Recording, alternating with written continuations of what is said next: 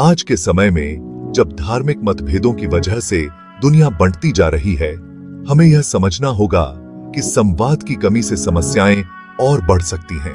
ऐसे में आस्था और विश्वास के बारे में खुलकर बातचीत करना बहुत जरूरी है। यह बातचीत हमें एक दूसरे के दृष्टिकोण को समझने और सम्मान देने में मदद कर सकती है। इस लेख का उद्देश्य हिंदू धर्म और इस्लाम में आंख बंद करके विश्वास करने की प्रथा पर एक सम्मानजनक बातचीत शुरू करना है। यह बातचीत हमें यह सोचने पर मजबूर करती है कि हम अपने विश्वासों को कैसे और क्यों मानते हैं। इसका मकसद किसी भी धर्म का अनादर करना नहीं है, बल्कि आत्मनिरीक्षण और सोच समझकर विचार करने के लिए प्रोत्साहित करना है। यह हमें अपने विश्वासों की गहराई में जाने और उन्हें बेहतर समझने का अवसर देता है। अलग अलग धार्मिक मान्यताओं को समझकर हम ज्यादा सहिष्णुता और शांतिपूर्ण सह अस्तित्व को बढ़ावा दे सकते हैं।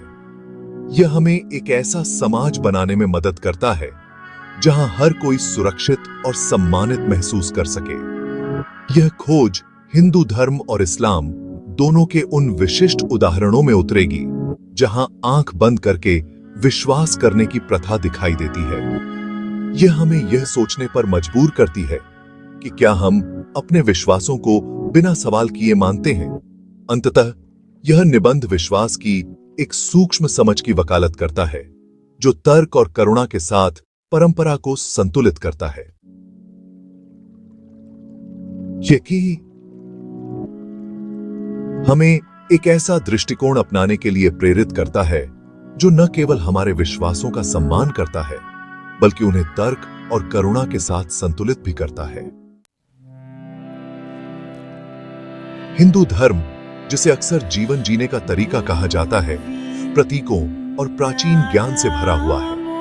यह एक ऐसा धर्म है जो न केवल धार्मिक अनुष्ठानों पर, बल्कि जीवन के हर पहलू पर ध्यान केंद्रित करता है। उदाहरण के लिए गायों की पूजा को ही लीजिए, जो प्रकृति और एक दूसरे के साथ जुड़ाव के प्रति गहरी श्रद्धा को दर्शाती है। गाय को माता का दर्जा दिया गया है और इसे पोषण और जीवन का प्रतीक माना जाता है। इसी तरह हिंदू पूजा में मूर्तियों का उपयोग मानव मनोविज्ञान की गहरी समझ को दर्शाता है। मूर्तियां ध्यान और भक्ति का केंद्र बनती हैं, जो भक्तों को दिव्य के साथ जुड़ने में मदद करती हैं। हिंदू धर्म सवाल करने और खोजने के लिए प्रोत्साहित करता है, जैसा कि इसके प्राचीन ग्रंथों वेदों की भावना से पता चलता है। वेदों में ज्ञान का विशाल भंडार है, जो जीवन के विभिन्न पहलुओं पर प्रकाश डालता है।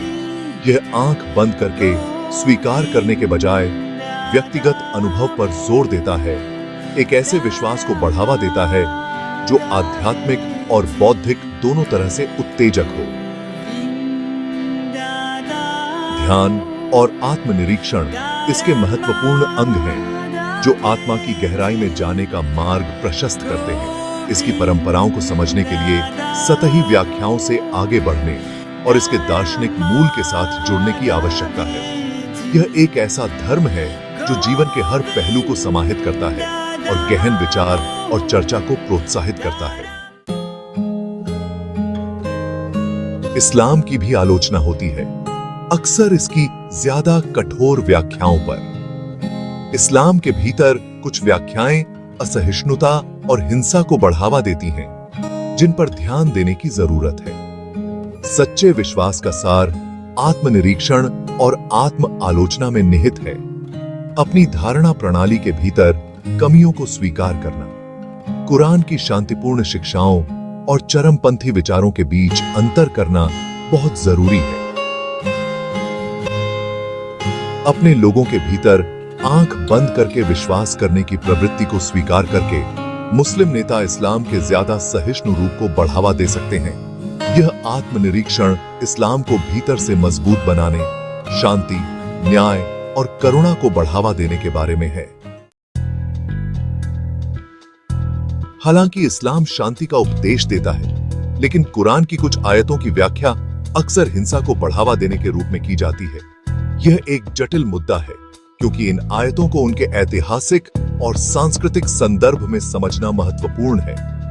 ये व्याख्याएं डर और अविश्वास पैदा करती हैं, जिससे उनके संदर्भ के बारे में खुलकर बातचीत की जरूरत होती है। इस तरह की चर्चाएं समुदायों के बीच समझ और सहिष्णुता को बढ़ावा दे सकती हैं।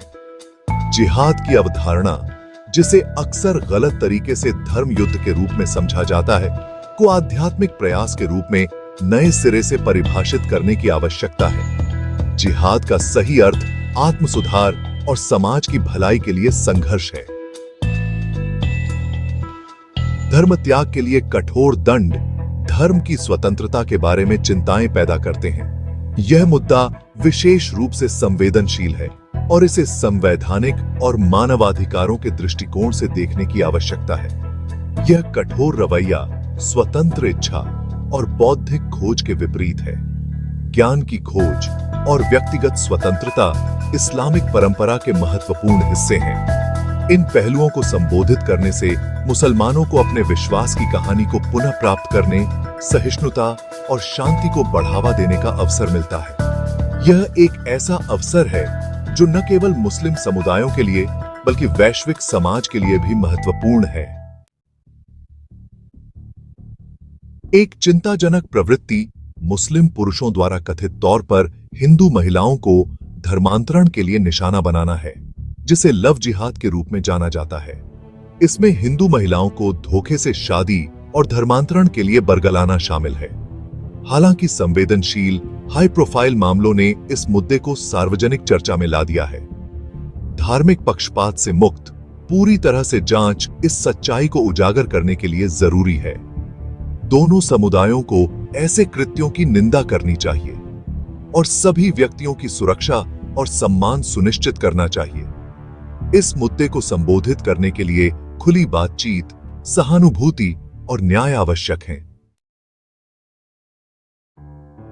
आंख बंद करके विश्वास करने की विशेषता धार्मिक ग्रंथों का बिना सवाल किए पालन करना है, जो डर और आलोचनात्मक सोच की कमी से प्रेरित है। यह बातचीत में शामिल होने या वैकल्पिक दृष्टिकोणों पर विचार करने की अनिच्छा के रूप में प्रकट होता है। सच्चा विश्वास प्रश्न करने, आत्मनिरीक्षण और ईश्वर के साथ गहरे संबंध को प्रोत्साहित करता है। अपने स्वयं के विश्वासों के भीतर आंख बंद करके विश्वास करने को पहचानना और उसे संबोधित करना ज्यादा सहिष्णु दुनिया को बढ़ावा देता है। सवाल करने और सहानुभूति रखने की क्षमता विश्वास की ताकत का प्रमाण है। आलोचनात्मक जुड़ाव हमें अपने धर्मों के सर्वोच्च आदर्शों को जीने में मदद करता है। जब धर्म जैसे संवेदनशील विषयों पर चर्चा की जाती है तो सम्मानजनक बातचीत सर्वोपरि होती है। हमें इन बातचीतों को सहानुभूति के साथ करना चाहिए, जज करने के बजाय समझने की कोशिश करनी चाहिए। इसका मतलब है कि विरोधी विचारों को सुनना और हर धर्म के भीतर विविधता को स्वीकार करना। सम्मानजनक बातचीत रचनात्मक और सूचनात्मक तरीके से जुड़ने के बारे में है। सम्मान की संस्कृति को बढ़ावा देकर हम सार्थक बातचीत के लिए जगह बनाते हैं। इससे विभिन्न धार्मिक समुदायों के बीच अधिक सहिष्णुता और सहयोग होता है। आंख बंद करके विश्वास करने से निपटने के लिए शिक्षा और अंतरधार्मिक संवाद की आवश्यकता है।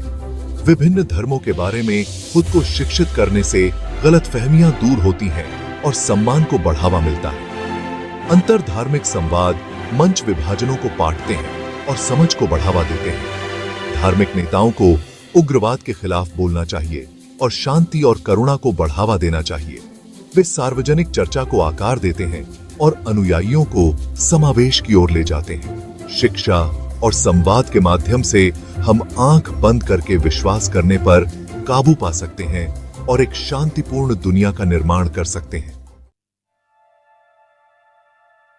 धार्मिक सद्भाव की यात्रा के लिए निरंतर आत्मनिरीक्षण और संवाद की आवश्यकता है। हमारे विश्वासों के भीतर आंख बंद करके विश्वास करने को पहचानना और आलोचनात्मक सोच से इसका मुकाबला करना आवश्यक है। हिंदू धर्म और इस्लाम दोनों ही शांति और करुणा की वकालत करते हैं। साझा मूल्यों पर ध्यान केंद्रित करने और सम्मानजनक बातचीत में शामिल होने से उग्रवाद को दूर करने में मदद मिलती है। यह एक ऐसे भविष्य को अपनाने का समय है जहां विभिन्न धर्म सौहार्दपूर्ण ढंग से सह अस्तित्व में रहें। एक न्यायपूर्ण, दयालु और शांतिपूर्ण दुनिया के लिए यह आकांक्षा आवश्यक है। धार्मिक सद्भाव के निर्माण के लिए सक्रिय भागीदारी की आवश्यकता है। अलग अलग धर्मों के लोगों के साथ खुलकर बातचीत करें, अंतरधार्मिक कार्यक्रमों में भाग लें और सहिष्णुता को बढ़ावा देने वाले संगठनों का समर्थन करें। विभिन्न धर्मों के बारे में खुद को शिक्षित करें और पूर्वाग्रहों को चुनौती दें। दयालुता के छोटे छोटे कार्य अधिक समावेशी समाज में योगदान करते हैं। आइए हम समझ के सेतु का निर्माण करने और विविधता को अपनाने के लिए प्रतिबद्ध हों।